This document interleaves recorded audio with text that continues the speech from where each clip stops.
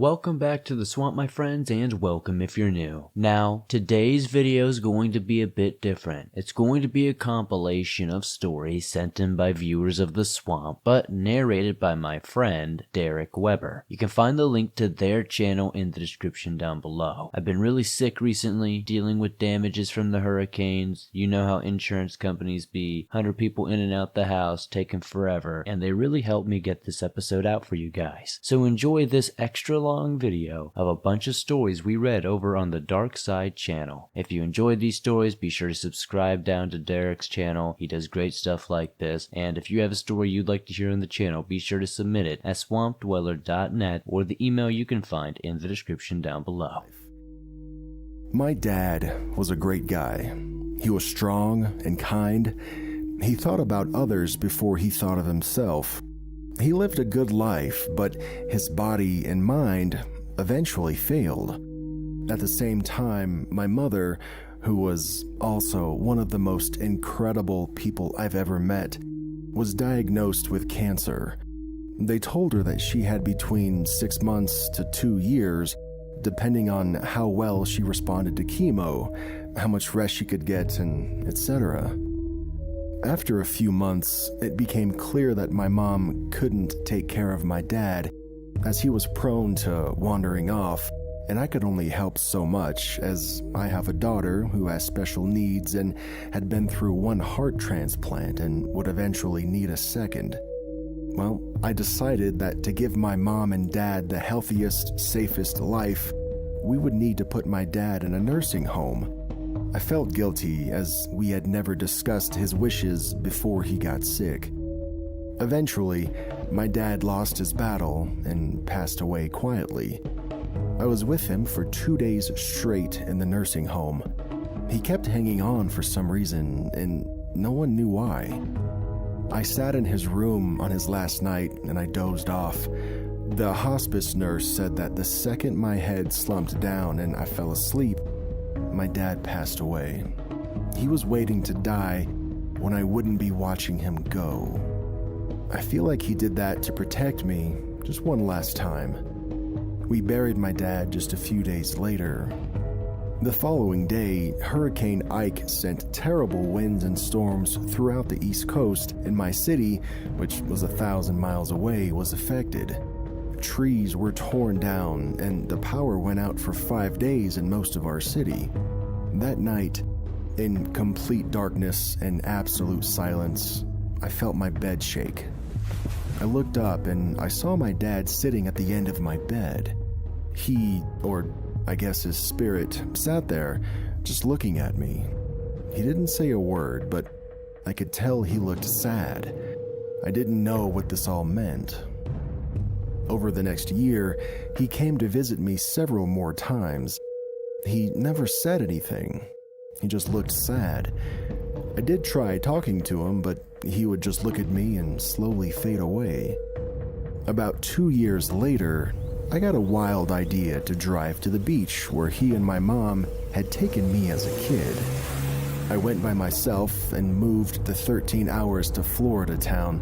By then, my daughter had been on a list again for a new heart, and my mom wouldn't have much time left. I don't know what possessed me to drive to Florida, but I did. I walked on the beach for an hour. I saw the sights, I smelled the smells that I had as a child, and then it hit me. I could hear my dad's voice.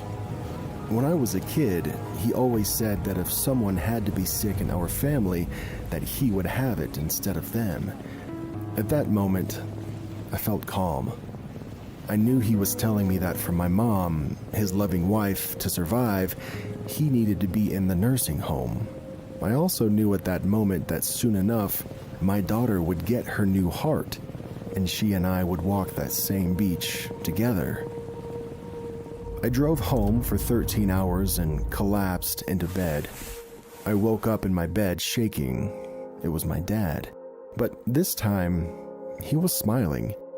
He got through to me on some harebrained 26-hour round trip to Florida, and he let me know that I did what he would have done.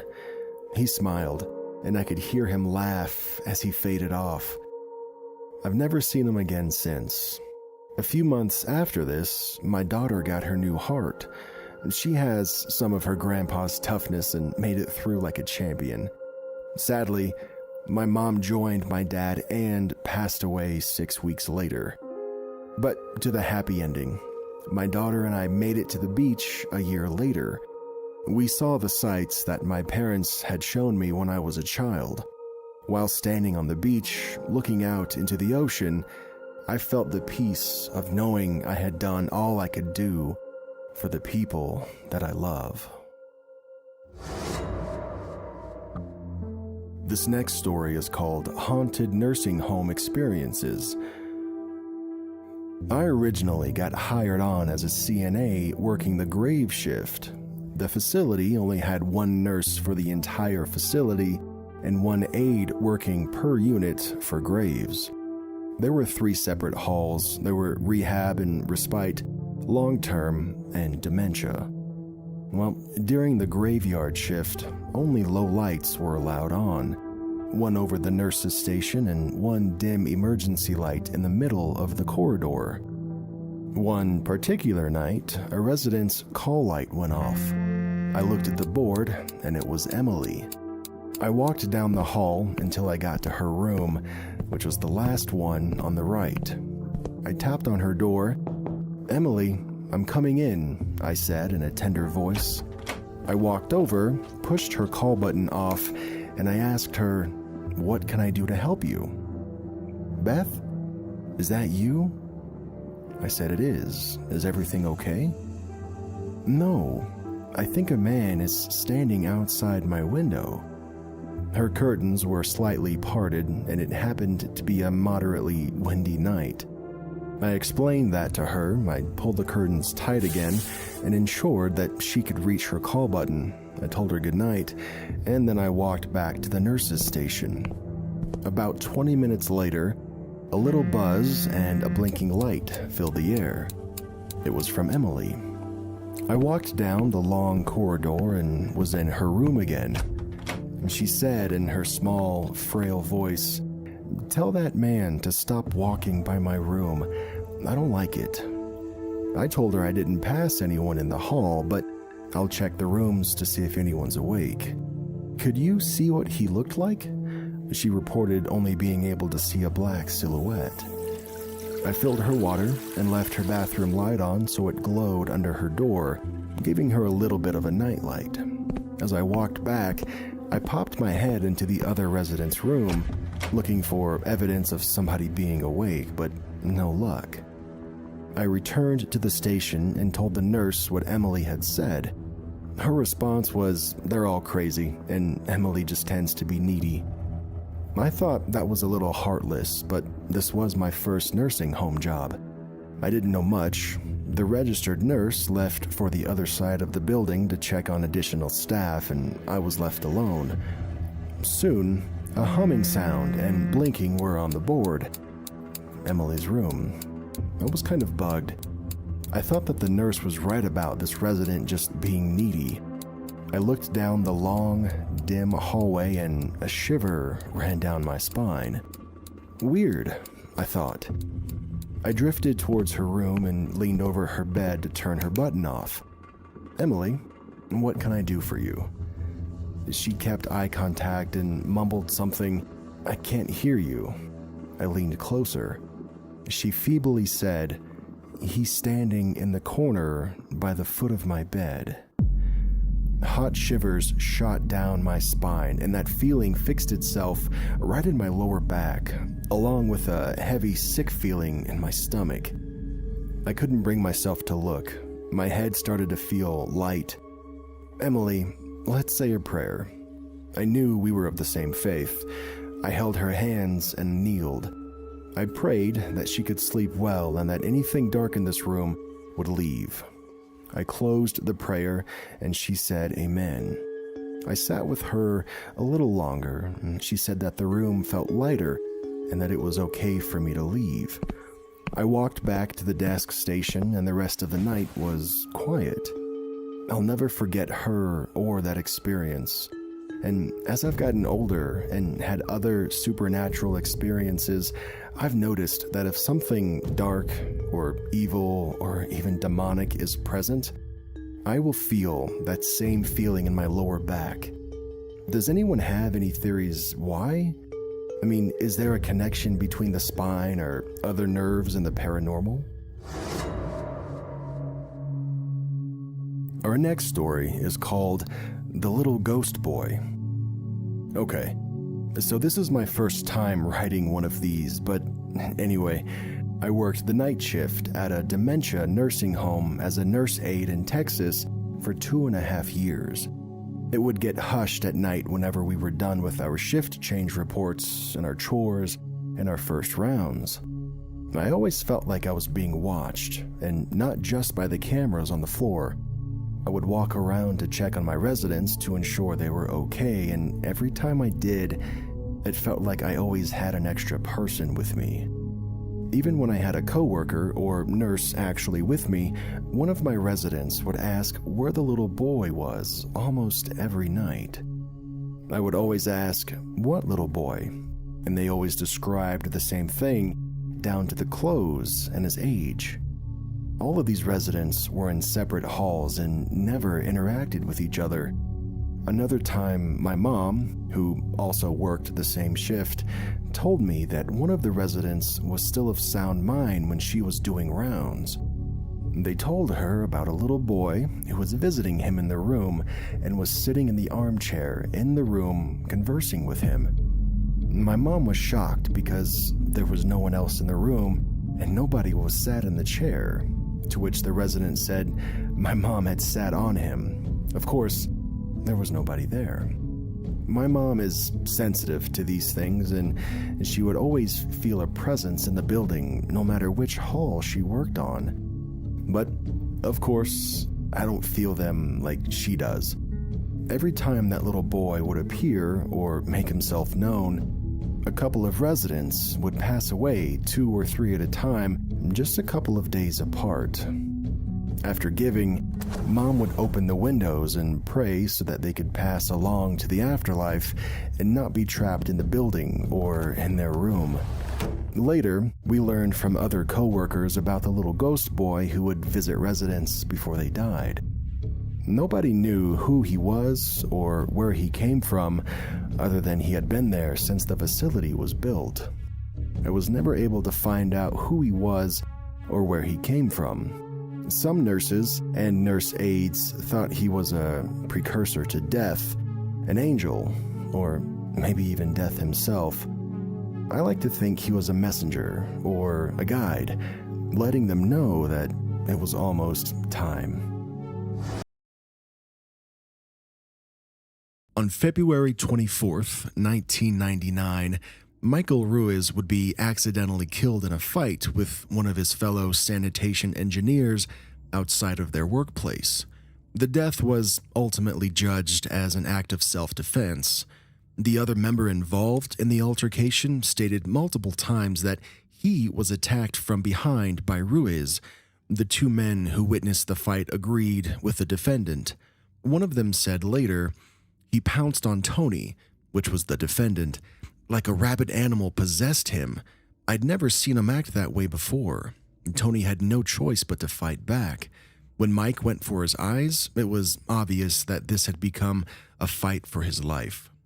On the evening of his death, the police carefully searched Ruiz's home, hoping to discover a motive for the attack on his coworker. What they would find shed light on the inner mind of a man in the depths of psychological collapse and the events that led to it. Unknown to anyone other than the officers there that day and Ruiz himself, Tony Campbell, the defendant, had prevented a terrible act of bloodshed from happening a mere 2 days later. The following paragraphs come from a notebook of papers written by Ruiz. It documents the awful plan he soon set into action and the unfortunate events he felt justified to strike out against his enemies. Although a few names of people and locations may have been changed or omitted altogether to preserve their privacy, all pertinent information surrounding the above actions has been left intact. Now, I present to you what all the media entitled The Bloody Plan of Michael Ruiz and the Poor Excuses for It. My young life was as average as any others, I suppose. I was bullied just like anyone else. Even though I despised it at the time, it would be my first lesson in power dynamics. It's not often discussed, but we eventually learn our place in the pecking order. No doubt my bully had been bullied by someone else in his life. He was just simply paying it forward for me to learn my place in life just as he had. In college, the professors take the side of the bullies and use their superior position in the school. Once our real life truly starts, our adult one, as long as we remain among our people, no one should have any reason to knock us back into our place. The only part of our lives this may differ is at our workplace. They're nothing more than a more severe form of school anyhow. Your boss should be the one person who can be in the right to correct you unless he's nothing more than just another one of your peers with a fancy title. At that point, he's on the same level as you and should, by all rights, keep his mouth shut. From the first day I learned this unfortunate lesson, I lived by this rule. I was confident that as long as I remembered my place and stayed in it for the remainder of my life, I'd have a decent one. However, on February 26, 1998, I discovered that no matter how hard I worked, loved my family, or said my prayers, I couldn't prevent my daughter's death. The verdict was SIDS, sudden infant death syndrome. What kind of answer was that? It in no way tells you actually how she died. It seems to me just another way of saying, we don't know. I was ready to end it when that happened, but fortunately, I still had Heather. Everyone around us said that we'd make it through as long as we stuck together. You know, time heals all wounds and the rest of that empty garbage. She didn't even wait 3 months before she left. Something about my suffocating grief, whatever that's supposed to mean. For the second time that year, I decided to check out, but the same people gave me the same platitudes. Although I had no real reason to listen, I did. Some force inside me drove me forward. Perhaps I had attempted to get above my station in life and become too proud of my things. So I believed them when they told me to let time do its thing. It hadn't been more than 5 months since my life began to collapse before my coworkers began mocking me. As with other problems, I believed this treatment to be a reminder for my peers that I had let my pride take over. Over time, though, the barbs and banter began to take a tone of vindictiveness, and I took my concerns to my supervisor. Instead of the support that I had expected, he made it clear that I was somehow responsible for this treatment. This was when it finally clicked in my head. It wasn't myself that had lost his way. It was those around me who had become eaten up with pride. I could see it now. Fancy cars, expensive vacations to the Bahamas. We were garbage men, for God's sake. I would be responsible for reminding them how far they had strayed. The following months flew by quickly as I first formed my plan in my mind and then put it into action. Any free minute I had was used to create in my mind and then build with my hands. As the days grew closer to my deadline, I feared I wouldn't finish my work in time. But if you're reading this, I have and am no longer here to suffer. If you wonder why I chose the 26th as the day to execute my plan, I figured the anniversary of the day I lost my Anita was no finer a time to remind my peers of how far they had strayed.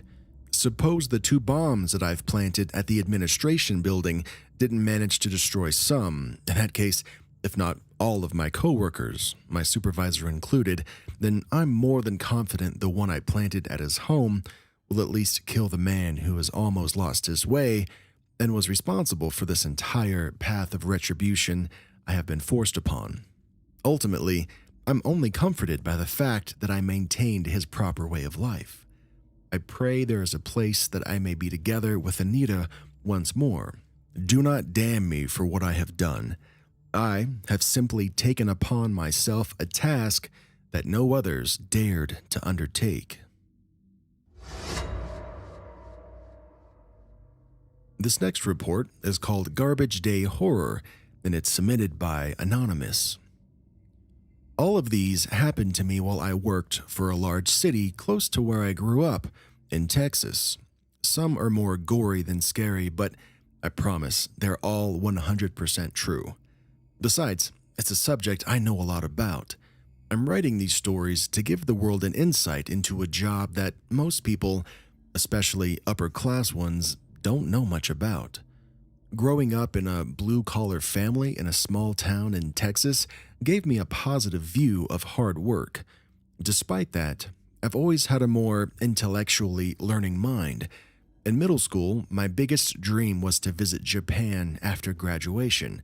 And by high school, I wanted to be a criminal psychologist and interview serial killers. Never ended up doing either.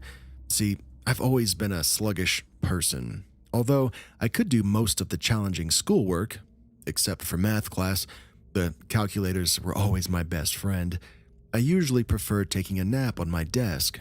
Because it was the easier path, I quit school my senior year and got my GED.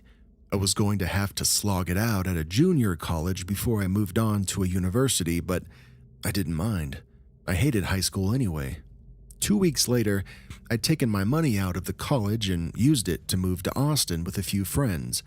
I had a great time there, but because of problems that I had created, I was back at home by 1995.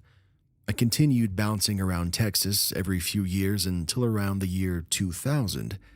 Through a childhood friendship, I end up with a job working for a large Dallas suburb as a garbage man. The technical name was sanitation engineer, but I wasn't fooling myself. I was handling people's trash. As I said earlier, I grew up in a working-class home and had no problem doing manual labor. The aspect of the job that made it so appealing was the pay. Of course, I couldn't afford to live in the city that I was working for, but I'd still be getting the same income that my father had taken 20 years to get. And that was just a start. This was at the time before the economy began to take a downturn. We were given full benefits and had guaranteed raises once a year. It was indeed a dirty job, but for a 20-something kid with a GED, I was ballin'. Perhaps even better was that my girlfriend didn't mind at all. A more accurate description of her would be excited. After all, we were leaving our rinky-dink town and living in the heart of one of the largest metropolitan areas in the country. Looking back on it now, life was pretty good. We'll get to my first story with all the formalities out of the way. This initial tale takes place a few months after 9/11. In hindsight, this was about the time things began going downhill financially for us city employees. My partner and I were working our usual route. In this particular city, we still did things the old-fashioned way. We didn't pick up trash cans, but we put bags in the back of the truck ourselves. They were supposed to stay under 50 pounds, but it was common to come across one close to 100.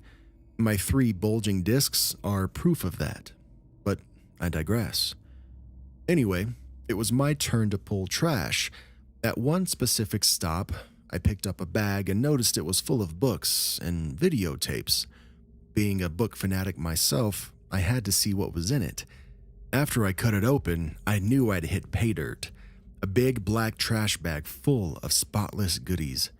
To make a little extra money, many of us guys would sell any valuable items that we came across on our routes. Whatever books that I didn't keep for myself would go to a store called Half Price Books. And before deciding what to keep, I waved my partner to the back to choose if he wanted any for himself. As we sifted through the bag, we noticed a theme forming. Almost every book had something to do with warfare or something in history connected to it. Among them was an excellent volume of The Art of War by Sun Tzu, a history of the Third Reich, and the notoriously anti-Semitic fraud of a book called The Protocols of the Learned Elders of Zion, a fake first published in 1903 in Russia, telling of a global Jewish conspiracy to control the world through the press and other media. If this sounds familiar, it's because it's the progenitor of all the crazy global Jewish conspiracies we hear today. It was also taught in the schools of Nazi Germany, so there's that too. Although this already sounds strange, there were also multiple copies of a video with Arabic script and subtitles in English called Children of Fire. At the time, this didn't mean much. However, considering the recent attacks and the shutting down of a local charity, we were unsure if we had something connected to the two. My partner and I shared a horrified look. What had we just stumbled upon?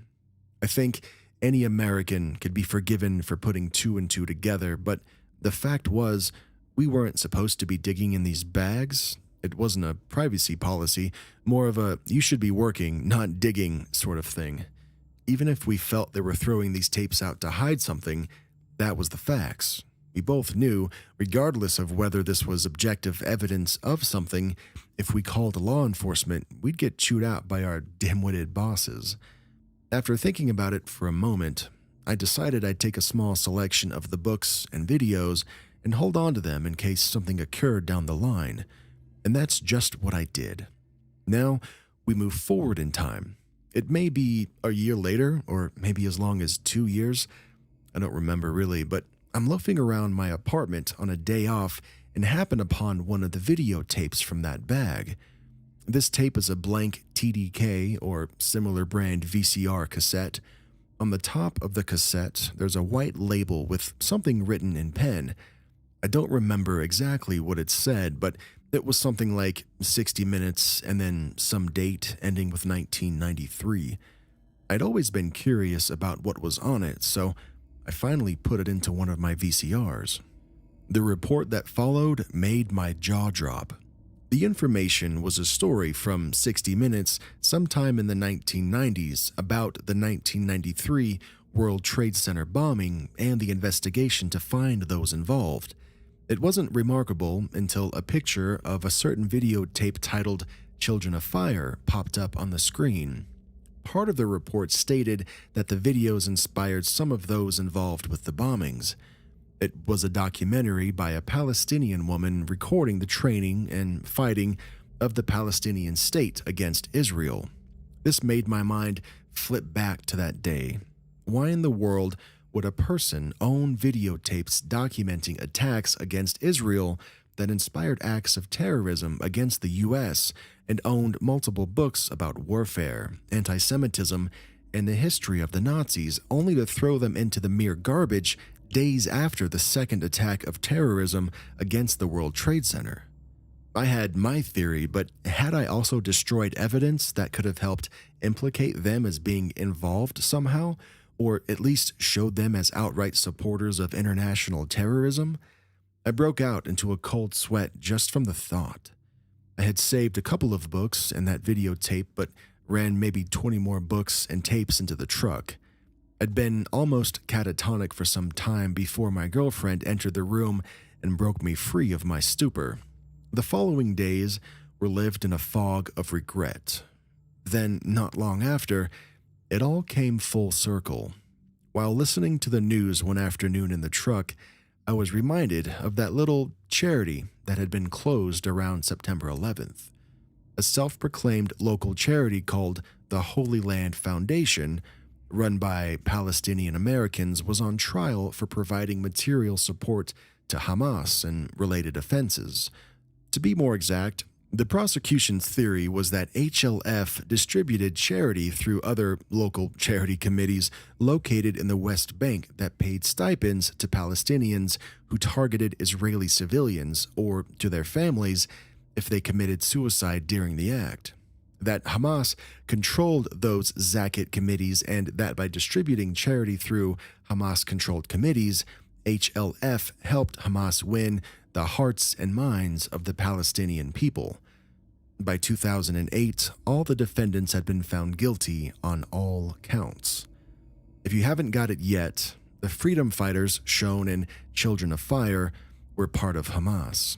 Hearing this report transformed my guilt into utter terror. The odds were high that my partner and I had destroyed things. While not indicative of supporting terrorism, it indeed showed a blatant pro-militant attitude towards the state of Israel and those who were on their side. I didn't even want to consider the number of problems we would have if this came out. For the next 4 years, until the Holy Land Foundation defendants were convicted, I didn't want to have anything to do with any discussions about the Middle East. Their conviction would allay my fears, and I would sell the books I took that day over time. My mind would gradually move away from that miserable period. However, you can likely tell from this story that it hasn't completely disappeared from my subconscious mind. I would receive a career-ending injury within 6 months, and my priorities would drastically change.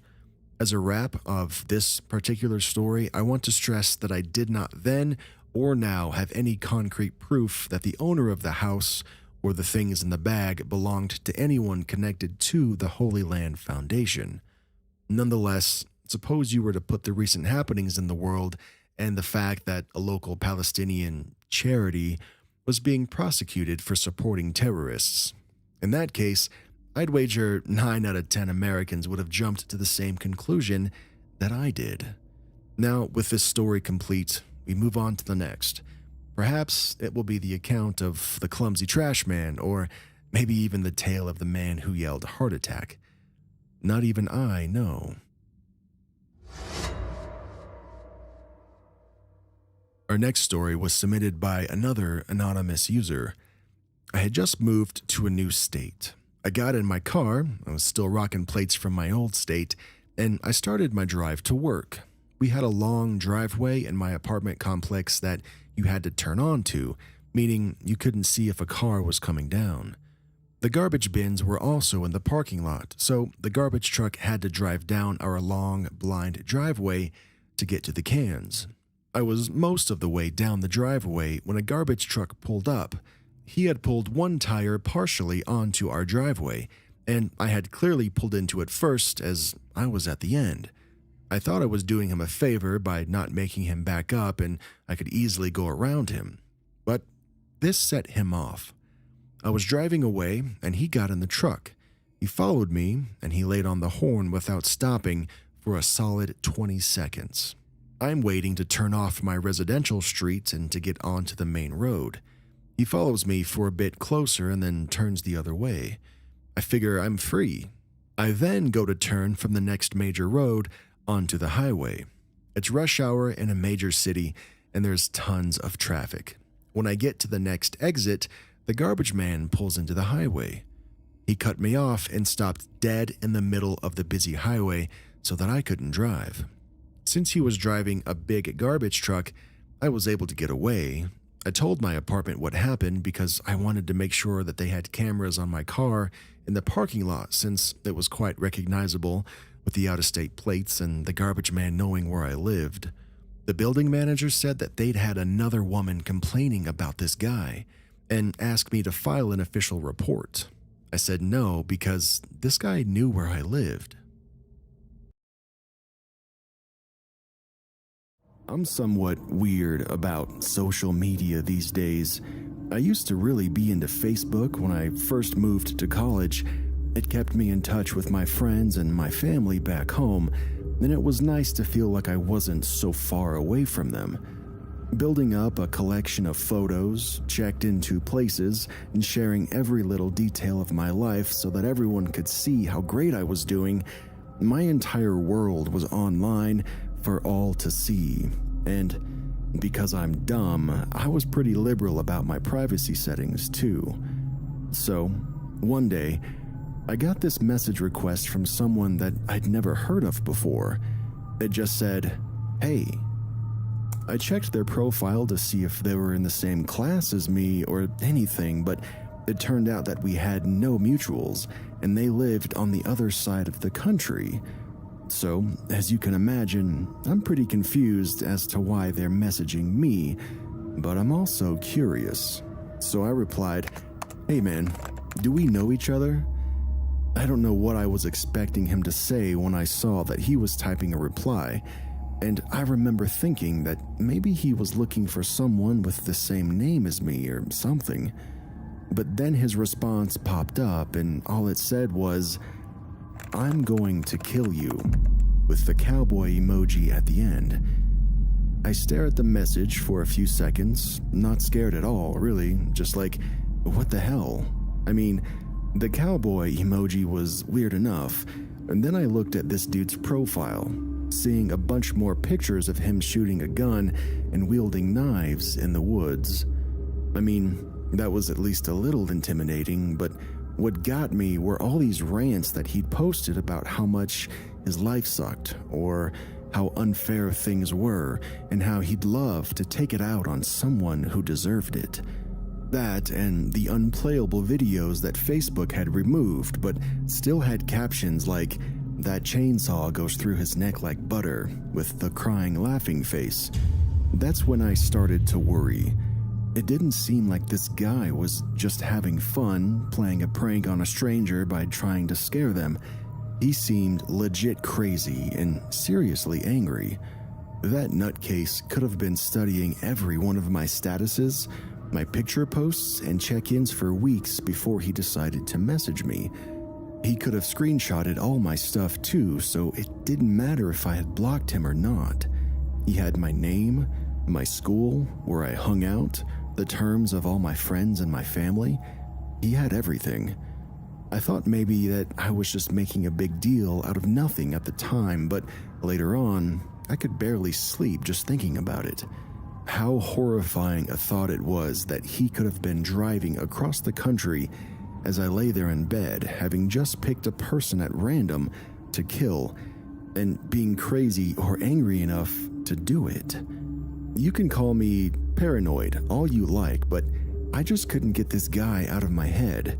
Like, the idea of him hunting me down or whatever was frightening enough. I mean, he had enough info on me to be able to ambush me at a dozen different places that I just couldn't avoid because they were school or the grocery store or just my dorm room. But what had freaked me out is that creep might have been able to learn so much about me, and I was dumb or vain enough to let it happen in the first place. I knew that the internet was full of crazies. I did, but I didn't expect it to reach out and touch me like this. If I didn't make it clear already, I did block the guy, but some weird, grim curiosity had me unblocking his account one day, so I don't know. I could sort of check up on him and make sure he wasn't about to do anything too nuts.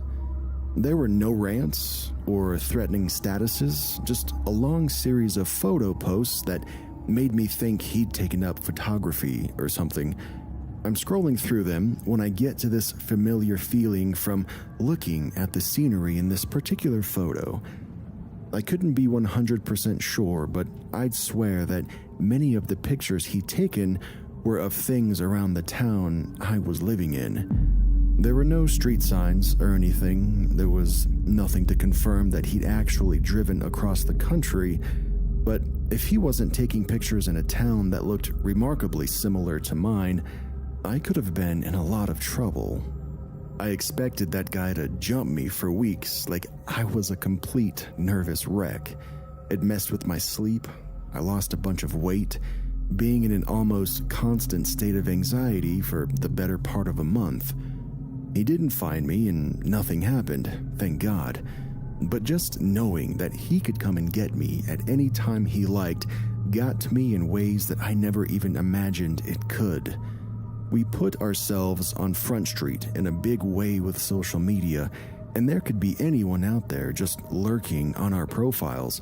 So, like I said, now I'm somewhat weird and cautious about social media. I don't put too much out there anymore. I don't use my real name, and I run the strictest privacy settings possible. And I recommend that you do, too.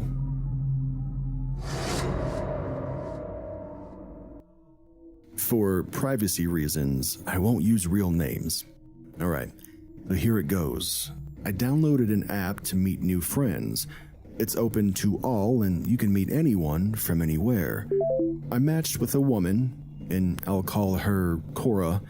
She's 31 years old, and she said she's from Australia.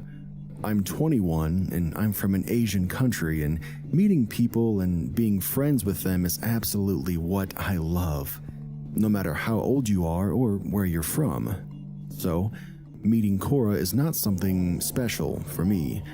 Although she is the only one that I matched, her age is like a mom. Anyway, I said hi to her, and she replied with a long message telling me that she wasn't from Japan and that she was from Australia and wanted to be my friend and that she was sorry. Now, I'll tell you real quick that in my bio on that app, I said I wanted to meet Japanese friends because I'll be visiting there later this year. I wanted to meet them and to hang out, but I also stated that I'm open to other nationalities because I just like meeting new friends. It's cool to have a friend from a different country, you know? At least, for me it is.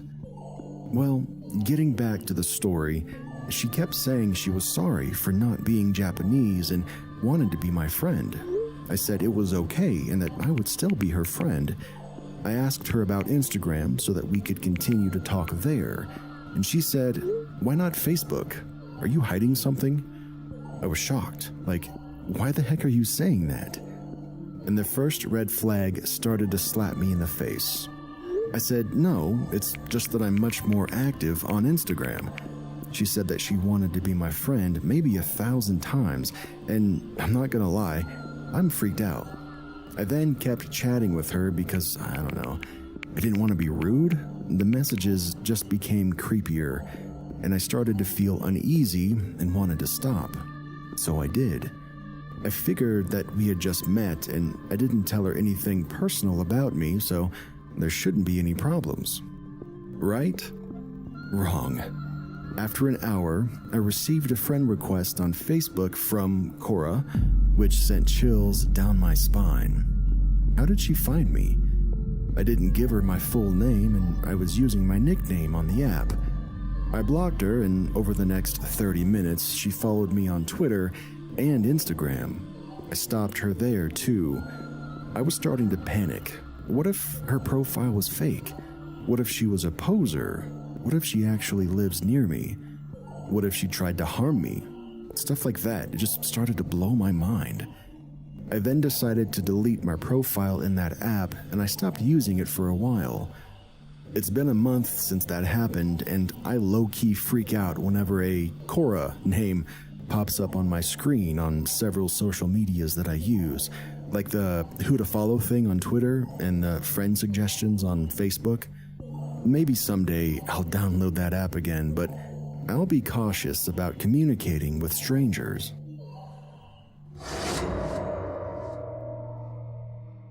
I don't know how to talk about this or even what it was, but maybe you could give me some insight or understand something that I'm not. Also, I'm sorry for this being so long of a post. I was 20 when this happened, and I'm now 22 and a 5-foot-tall, brown-haired, blue-eyed, toned girl. Here's a bit of a backstory. When I was 15, I started a fan page on Facebook in which I'd post photos of my cars and articles and pictures of vehicles, and I'd do write-ups on them. I ended up having somewhere around 13,000 followers on my Facebook fan page, and many found my real Facebook name and started adding me there. 15-year-old me thought how cool I felt becoming more known in the car community, so of course, I accepted all requests that I got. This guy Rob added me on Facebook as well, probably when I was about 17. Now, I mentioned that part for this reason. He was in America, and I'm in Canada. I had people from all over the world add me. When I was 20, he started messaging me on Facebook, saying how beautiful of a woman I've become and how it's been a pleasure for him to watch me grow, and how my boyfriend is lucky and should marry me already. Those comments made me uncomfortable, but I brushed it off as him just, being nice. He continued to message me, and I would respond. He then started telling me how he could improve my life if I moved to the USA.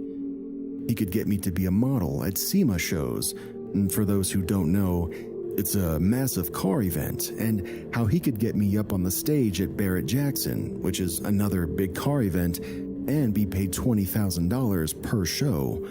He told me how I could be rich, and that he's also helped other girls this way. I told him that I'd love to model at those car events, but I can't leave my boyfriend or my career, and I don't want to marry him, so I'd have to pass. This was when it got extra weird on his part. This girl, Amber, added me on Facebook, and I accepted because they were mutual friends. I did some excellent old Facebook stalking, and she seemed pretty normal, but also like a fake setup account that's been around for a while. I then got a message from her saying how Rob told her that she should show me that what he had promised me was accurate and that she would be my friend so that I wouldn't have to be alone when I moved, which is how she put it. She showed me her house through pictures, and she said what he's done for her has made her very, very rich. She showed me her cars and her modeling pictures too. I asked what she had to do, and she told me about the car shows and a few extra things here and there. I asked her what the few extra things were. She told me that I might think it was gross and that I might lose respect for her, but I told her not to worry. She then told me that she shoots porn for him and that he treats her well, and if I want big money, then I can do that too. She even tried convincing me to send her some photos of me so she could see if I'd be right for it and if I'd have the guts, as she put it. Now, this fucked with my head, and I don't even know why I kept talking to her or him at this point. He would then message me, still trying to convince me, telling me how I needed to leave my boyfriend and that he could improve my life. The girl Amber went as far as adding my dad on Facebook and talking him up like she and I were good friends when I barely knew her. She also would message me trying to encourage me to live their way, and she told me that I could even live with her until I get my own place. Rob also asked if I'd send him videos and pictures of me, and he would send me money on PayPal to prove that he would stick to his word once he came out to get me. It got to the point that I felt so scared that I remembered telling both of them just to fuck off and leave me alone. Amber told me how this is a lifestyle that she can't get out of once I told her off, and she even told me that she gets abused, but that's the way it goes once you're in, and it's usually because she deserved it. She called me all sorts of nasty names for, quote, bailing on them, and belittled me for not going with them. I even asked if she needed help, and she told me not to ask her these kinds of questions. She told me not to piss Rob off by blocking or ignoring him, and that he would send his guys after me. I told her, you know what? Send your fucking guys. I don't give a shit. She told me to watch myself, that they'll find me and kill me or even rape me if I don't listen. I told her I screenshotted and reported them to the police, and I asked if they wanted me so bad just to end my life because, I hate it anyways. I thought that by saying this would throw them off a little bit. I blocked her, and then I was re-added by some new Facebook girl. She threatened me through Messenger before I even accepted her friend requests, which I never did. Apparently, she was their friend. I broke down, and I finally told my boyfriend everything, and I hid this from him as I was scared shitless. He blocked any accounts that they had, and I never reported to the police because that was just a threat. I wish that I did though, but I was so scared. I told the other girl who added me that the police were looking into this and to leave me alone. After that, they just disappeared. There were so many more really fucked up conversations that they had with me, but it's just so much to write, and it makes me anxious. I told some of my friends, and they think that this was some kind of human sex trafficking. I don't know. Nothing came of it, and I'm still here today, but it made me wonder. And I'm terrified to go to a SEMA show someday, worrying that she maybe really does model there. What if I did meet up where they wanted to meet in Canada? Would I be another missing person? You can call me Tay. I'm a 28-year-old male. I work for a food delivery service in Utah, and I work between the hours past midnight. I'm a medium and a magnet for all things supernatural and strange. Because of this, I have a set of rules that I try to stick to complete my deliveries safely. The rules are as follows. 1. Trust your gut. 2. Never stay outside the car for more than 1 minute. If more than 1 minute is needed, be in a well-lit area. 3. If you have passengers, they stay in the car. 4. Never touch animals that you might encounter. 5. Only speak to those necessary for work. 6. Never give your real name to those that approach you. 7. If you feel unsafe, end your shift and make your way home. And 8. Never take the same way home twice in a row. I experienced a series of events while working in the middle of the night. We'll start with what I believe might have been a deer or deer people. This led me to find swamp dwellers' retellings. Mountains with stories surround Utah. I was making a delivery in one of the surrounding mountains. I noticed that the typical light pollution that hovers around most of the bigger cities in the area had dissipated. I had to drive roughly 20 minutes to get to the right neighborhood. I stopped across the street from the house and I needed to make the drop-off. I looked down momentarily to grab the order and I opened the door. Then, stepping out of the car, my gaze met the two eyes of a deer standing no more than 2 feet away from me. Now, I'm 5'11", so I'm typically taller than the deer around here. However, there was no reflection in this deer's black eyes, not even a glimmer of my car's headlights, which lit up the road around it. I broke from the gaze and decided to continue making my delivery when I noticed 6 of these large deer standing around my car, staring at me while standing still. I subconsciously held my breath as I turned and headed across the street, and I made my delivery. I started breathing again as I handed the customer their order, and neither one of us said a word about the deer staring at my back as I was turned to them. The customer and I had the same wide-eyed look, and they quickly went back inside. I took a deep breath to work up the courage to turn around, and I turned to see the deer had moved onto the yard that wasn't even 1 foot from my car, but they kept their eyes locked on me as I quickly walked back to my car. I felt like it took me years to reach my car. As my hand touched the handle of my car, the house's lights that were all just previously off had started flickering like a strobe light, each light flickering at different speeds with no end in sight. This didn't seem to bother the deer as they held their gaze, and a sense of dread washed over me like a giant wave crashing into my body and set my heart rate flying. I practically dove into my car and began to back out of the spot that my car was settled into, careful not to hit any of these supposed deer. I made my way out of there as quickly as I could. All the while, the deer heads followed my movement while their bodies stood still, like statues. I wasn't relieved of the dread that I felt until I was back in the brightly lit city. After I got home, I looked up not deer stories to see if this encounter matched any other experiences. I came across the Letters from a Cryptid Hunter series and enjoyed all of Swamp Dweller's videos and storytellings. I realized I have quite a few creepy and odd stories from driving in the middle of the night and figured I would tell my experiences to you.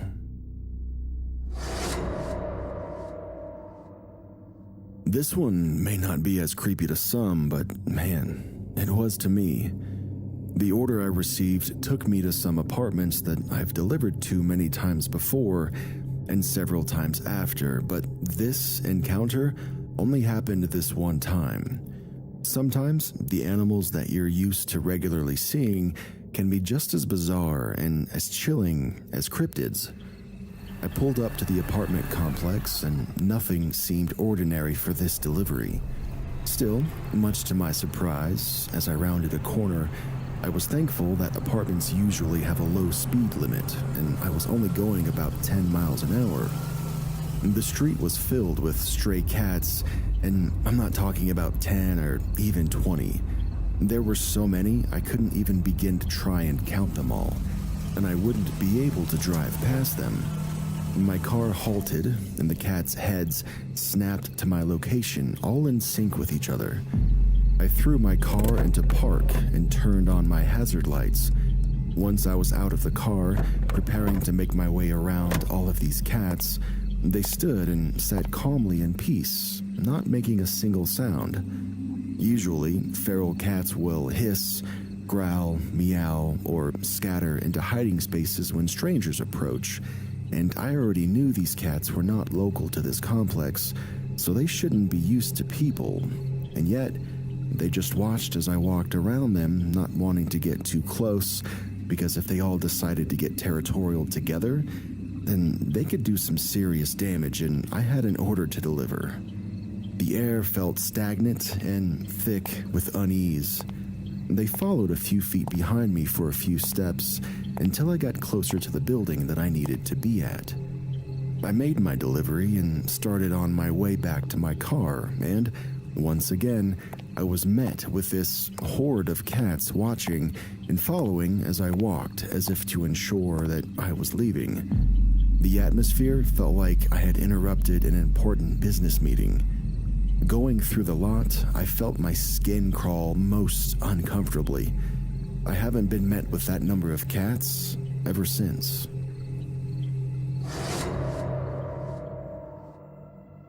For this experience, it'll be helpful to know that I have a phobia of lightning and thunder, so I tend to be hyper aware of the weather.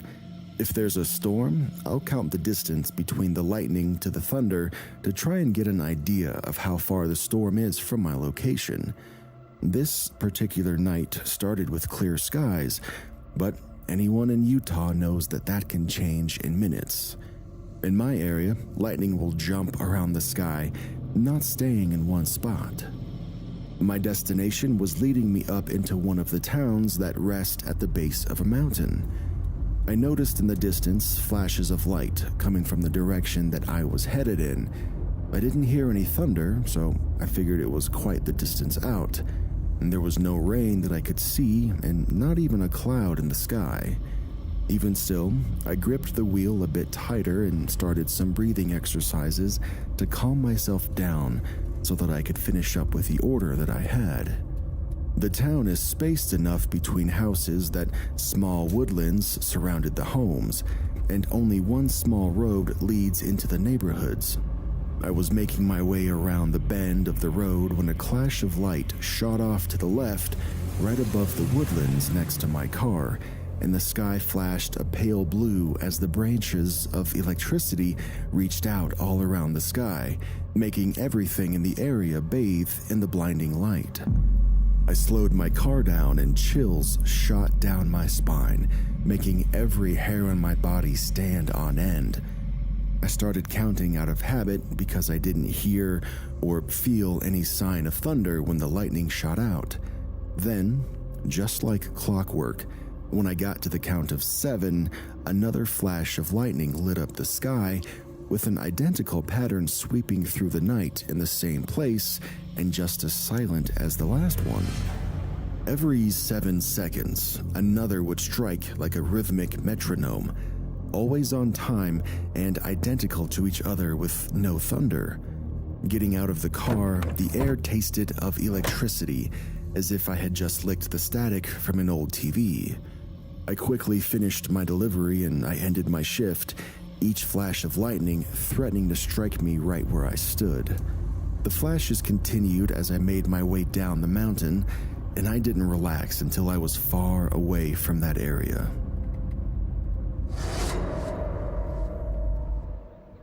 It was about 4 a.m., and I pulled into an area of the mountain that I don't like delivering to. The atmosphere always feels like impending doom is taking over the city. It's technically a city, but it looks more like an abandoned town, especially at night.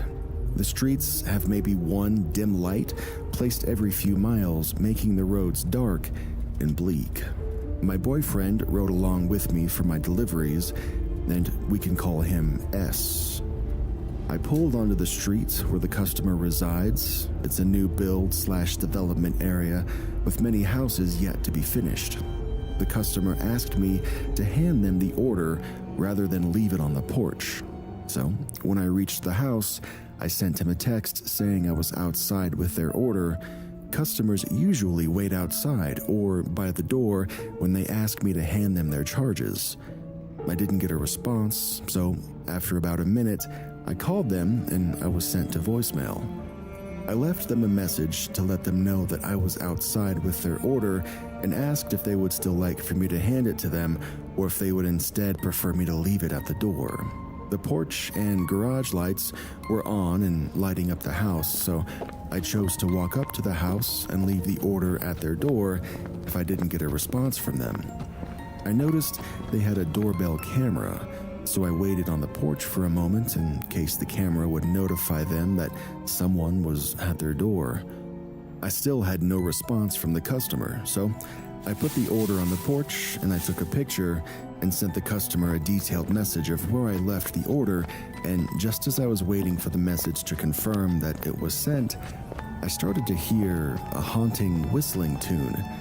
I turned my gaze back to the doorbell camera, thinking that maybe the customer was trying to get my attention. However, I noticed the whistle wasn't coming from the direction of the door.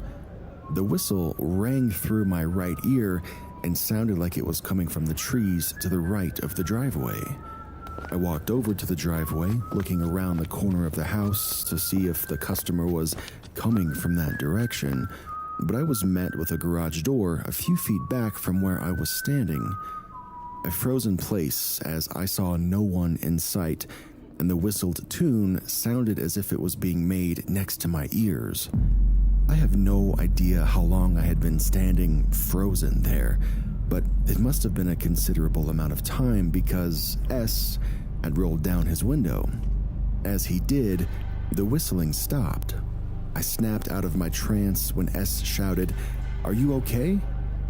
I realized it had been much longer than 1 minute per rule number 2, and I ran back to my car without saying a word. I got in the car with rough, panicked breathing, turned toward S, and finally spoke. "Were you whistling while I was out there?" I felt sick to my stomach as he replied.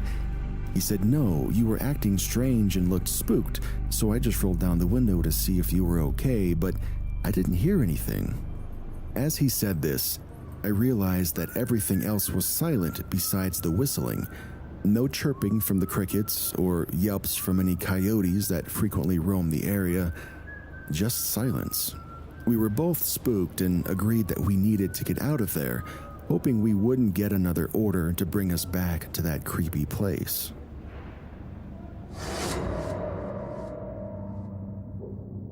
The events that took place during this story give me shivers to this day. Everything had been pretty routine through this evening, and I had finished my shift and decided to get some food for myself. I only had to wait a few minutes to receive my burrito through the drive-thru and started driving home. It was around 4 a.m. when the power for 2 cities, including the one I was currently in, shut off. The usual buzz of streetlights, the sounds of passing cars, and all the other regular noise of the city suddenly stopped. When a forest goes dead quiet, it's chilling and defiantly fear-inducing, for good reasons, but for me, when a busy city that is constantly noisy goes dead quiet, it's very concerning and terrifying. It felt like I was the only living soul for miles around. I would have been concerned that I would have gone deaf if it weren't for the radio still quietly playing the podcast that I was listening to. By this point, I had reduced my speed to a slow crawl. Nothing about this felt right. I was on high alert, straining to hear any noise from outside my car, fearing that I might have gotten into a dangerous situation. The road I was on has quite a few open fields around both sides and is more uncommonly used. It was parallel to a busy highway that's typically quite loud as cars drive on it 24/7, yet I couldn't hear a single car pass. The skies were clear and the weather was good until what looked like a thick, pitch-black fog rolled into the area and surrounded my car. I could only see about 5 feet out and around my car. I slowly continued to make my way down the road until I spotted a police car, and shortly after, a vehicle was smashed to pieces. The left side of the car had been crushed inward, and bits of the vehicle scattered around the road. There were no signs of an accident. It looked like this car was smashed and dropped into the middle of a road. I looked around and I didn't see a single person, like the area had just been abandoned. I started to step on the brake and was going to get out of the car when I felt death emanating from around me. Being sensitive to spirits or ghosts, whatever you prefer, I heard a faint voice come from my passenger seat. "If you step out of this car, you will die." My stomach was ready to vomit on the spot, so I composed myself and I continued to drive. Once I got onto the main road, the fog cleared and all of the noise returned outside. The power was still out, but it was a typical night. I still feel uneasy when driving down that road, but I'm not quite sure what I encountered that night, and I haven't seen any news or reports of accidents at that location.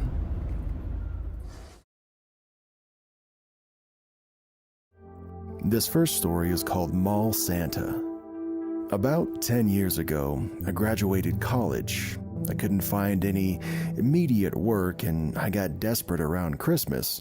So, I took on the iconic role of Santa Claus at my local mall. But since Christmas is probably my favorite holiday, I never had a problem getting into character. And thanks to my love for pizza and beer, I've never had a problem looking the part either. All it took was the addition of one of those glossy, fake white beards and the iconic red suit itself, and I was making myself feel festive just by looking in the mirror. I had the voice down, the costume, the beard, and if I'm being honest, I was pretty damn proud of how good of a Santa I was. Outside of the holidays season, I now work as an admin assistant for a shipping company. Not exactly the most exciting job in the world, but hey, it pays all right. So when the annual opportunity to don the red suit and make some kids smile comes around, I jump at the chance. However, during my time on the job, the most valuable lesson I learned was that you can never, ever promise the kids anything. Some children ask for unrealistic gifts for Christmas, and some are just impossible to procure, like, I want a dragon, or a horse, or a tank. But sometimes they'll ask for other things that are a little more sensible, just way out of their parents' holiday budget. So I'd learned to give them my best. Santa will try his very best for you, before moving the topic of conversation onto something else. Christmas last year was rough, though, mainly because I had decided to make it the final one that I would be playing Santa. But it was for other reasons, too. I developed quite the working relationship with some of the mall employees, both short and long-term, so it was pretty emotional when I announced that I'd be hanging up the Santa hat to spend more time with my family around the holidays. Anyway, Friday, December 22nd was my last shift before the switchover to the new guy playing Santa Claus, and the mall was way busier than expected. Of course, it always gets pretty hectic the closer you get to Christmas, but even I'd never seen anything like it in all the years I'd been playing the role. The final day of festivities was quickly the toughest one to date, as I knew I'd be moving on from playing Santa after that day. I know this seems suspect, but most people feel liberated when they leave a job like that. But at the risk of sounding, sappy, I didn't have many good Christmases growing up, so I felt like a lot of the festive spirit was me making up for lost time. They say that time flies when you're having fun, and never a more accurate word has been spoken. The last day flew by quicker than I could have expected. One minute, it was lunchtime, and the next, the sun had set, and it was fast approaching the time when I'd have to wrap everything up. But just as I was beginning to leave, I noticed a little girl slowly walking towards me. "Why, hello there, little one, and where are your parents?" I kept the voice on, giving her my warmest Santa smile. And she didn't say a word.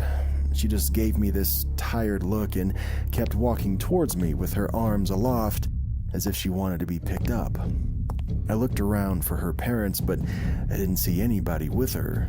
So I picked the little girl up and plopped her down on my lap, just as I'd done 1,000 times before. "And what might your name be, young lady?"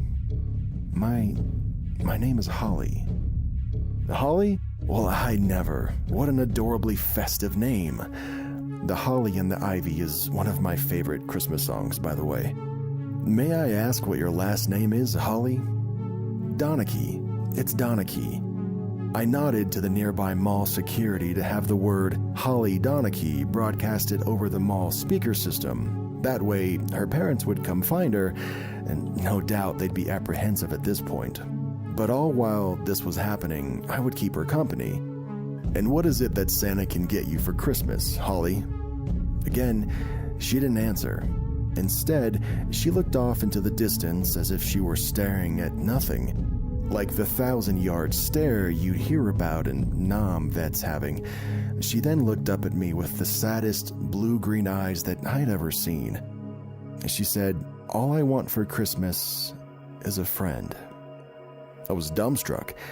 In all my years of playing Santa Claus, I'd never had any kid say they wanted a friend for Christmas. It was heart-wrenching, and all I could think to do was just pat her head.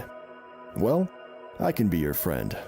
Santa Claus will always be your friend, Holly, and I'm sure a little girl as lovely as you will have no trouble finding a friend." She gave me a weak smile. She hugged me and then hopped off my lap. I tried to stop her from running off, but I was hesitant to grab at her arm. I didn't want to upset her. I called her name a few times, but she didn't seem to listen. She just disappeared into the crowds of festive shoppers. I tried to follow her, but there was no sign of her, so I asked if anyone had seen a little girl about 4 feet tall with long brown hair, those almost luminous blue-green eyes, and a kind of shabby appearance. Not a single person had any idea what I was talking about. It took a few minutes for members of mall security staff to wade through the sea of people and made it to Santa's grotto. They worried when I told them that she had run off into the department store. "Have any parents shown up looking for her?" I asked. He said, "Nah, no one. Maybe she just wandered here after getting out of the house. The parents don't even know to look here." I was getting increasingly anxious as time passed, but after a thorough search of the mall and some intense studying of the CCTV cameras, there were no signs of little Holly. It was like she dropped off the face of the earth. I suppose that should have been the last of it, but I couldn't keep this little girl off my mind for some reason. The way she acted when I questioned her about her parents, compared to how forthcoming she was with all the other stuff I asked her, left kind of a terrible taste in my mouth. So, one morning, after a dog walk and a little breakfast, I sat at my computer and plugged the little girl's name into Google. I don't quite know what I was expecting to find. Nothing, if I'm being honest, but what I did find horrified me. December 23rd, desperate mother pleads for return of missing girl. 9-year-old Holly Grace Donachie was reported missing by her mother, Lily Rose Donachie. At the time of her disappearance, the little girl was wearing a blue and white dress and white tights and had her hair in bunches. She's approximately 4 feet 2 inches tall, weighs 60 pounds, and has brown hair and blue-green eyes. If you have information regarding the whereabouts of any missing person, please contact the Suffolk County Police Department at the phone number provided. I was stunned. I just saw her a few weeks before, on the 22nd. Maybe it was a typo, but the more I researched, the more uneasy I became. The following article sent shivers down my spine. January 4th. Breaking. The remains of the missing 9-year-old girl, Holly Donachie, were found today, January 4th, in a wooded area about 3 miles away from her family home. Suffolk County Police are investigating the cause of death, which appears to be an act of foul play. Holly was gone. She died just a few weeks after I met her, and all she ever wanted was a friend.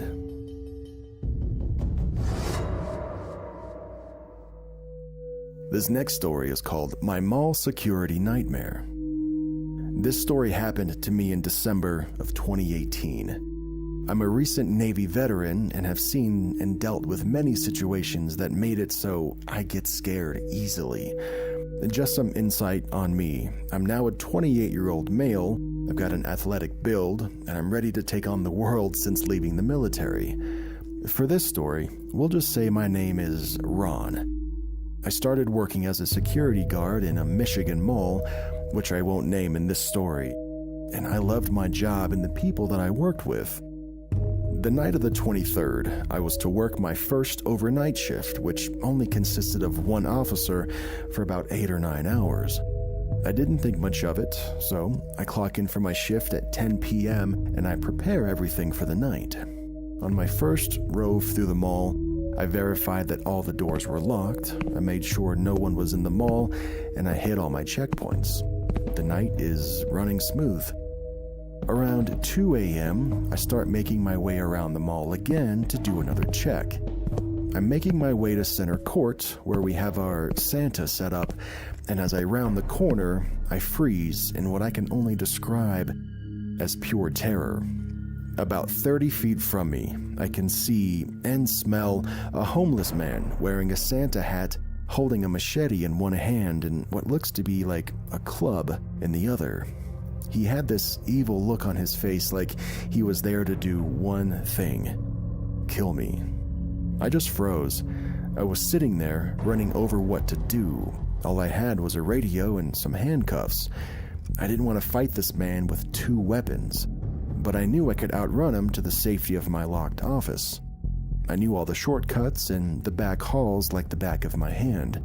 Then an arcade game started playing music, catching the guy off guard as he took his eyes off me just for a second. And once he did that, I made a run for it. As I'm running, I hear him behind me. "Get back here, you son of a... You're mine." Not once did I stop. I ran, I dodged corners, and I bounded through the halls as fast as possible. I make the final turn to the hallway that my office was in. I had one chance to type my lock code in the door, get in, and then shut the door before he called me. I finally reached the door and could still hear him as he was now laughing hysterically.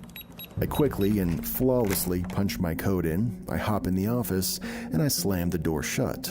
There's only a second of quiet before he starts banging on the door. I thank God it was a reinforced door. And suddenly, the banging stops. I go to the monitors and he's standing in front of the door, not moving an inch. "Mr. Security Guard, come on out and let's make this fast. It will only hurt for a second." I'm freaked out at this point because his intentions are clear. I don't know why I didn't call the police, and I know I should have. I decided to wait him out. An hour goes by, and he hasn't moved. I feel safe in the office, but eventually, people will start showing up to open up their shops. I have to do something. I finally called the police, and they said they have an office right down the street.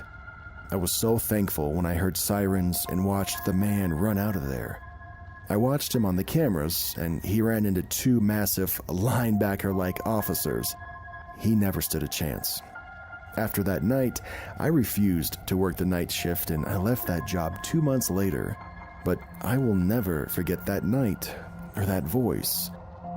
It will only hurt for a second.